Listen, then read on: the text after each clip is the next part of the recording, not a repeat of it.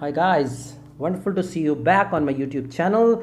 I hope you all are in the pink of health.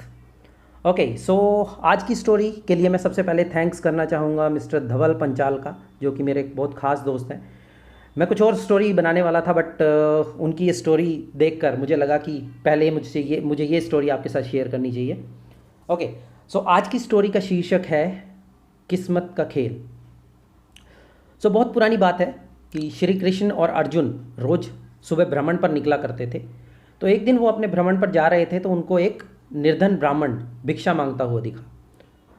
तो अर्जुन ने उनको एक स्वर्ण मुद्राओं से भरी हुई पोटली दान में दे दी।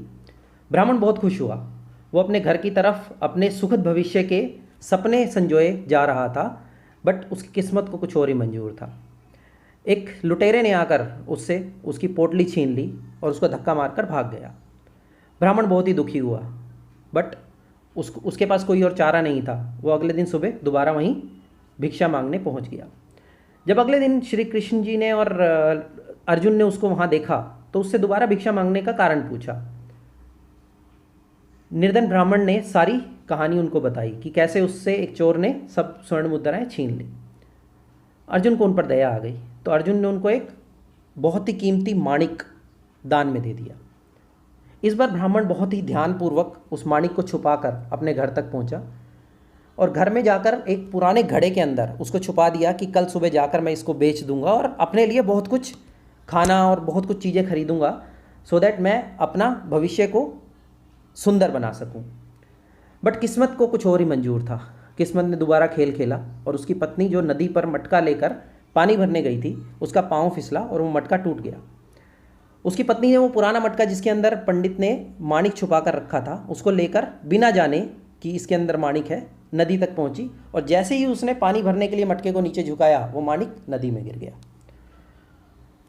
जब ये सब पंडित को पता चला तो वो बेचारा बहुत परेशान हुआ और अपनी किस्मत को कोसने लगा। बट अगले दिन वो दोबारा उसी चौराहे पर पहुंच गया भिक्षा मांगने। सो जब तीसरे दिन अर्जुन ने और श्री कृष्ण ने उसको वहाँ पर देखा तो अर्जुन ने दोबारा उससे इस चीज़ का कारण पूछा। पंडित ने उसको सारी कहानी बताई कि कैसे उसकी पत्नी की वजह से वो माणिक नदी में गिर गया।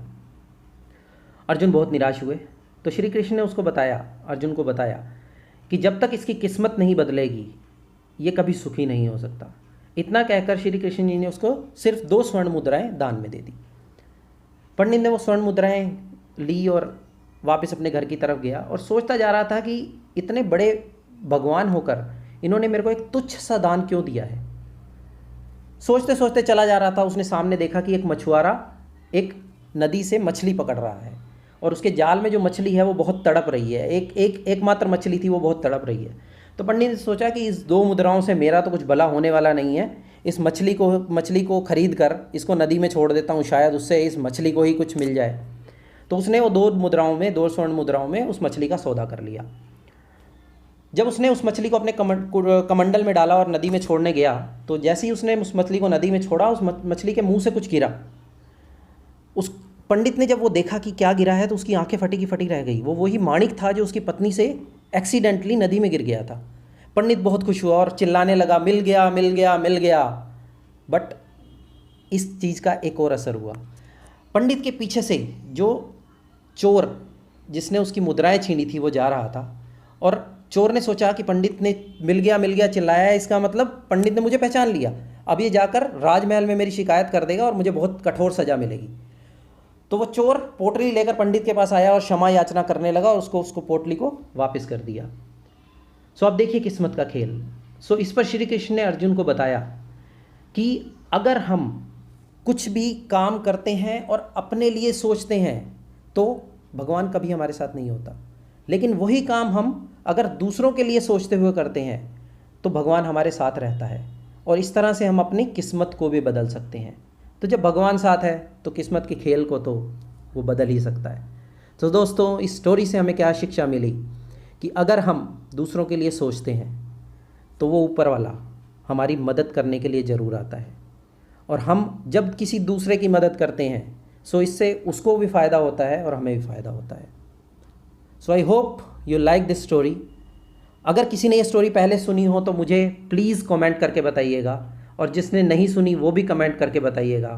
स्टोरी को लाइक कीजिएगा, शेयर कीजिएगा, और जिस सब ने मेरा चैनल सब्सक्राइब नहीं किया है वो प्लीज़ इसको सब्सक्राइब करिए।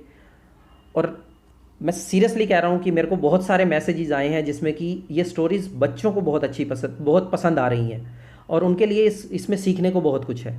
सो मैं आपसे रिक्वेस्ट करता हूँ कि आपके घर में जितने भी बच्चे होंगे उनको ये सारी स्टोरीज दिखाइएगा और उनसे पूछिएगा कि उनको ये स्टोरी कैसी लगी।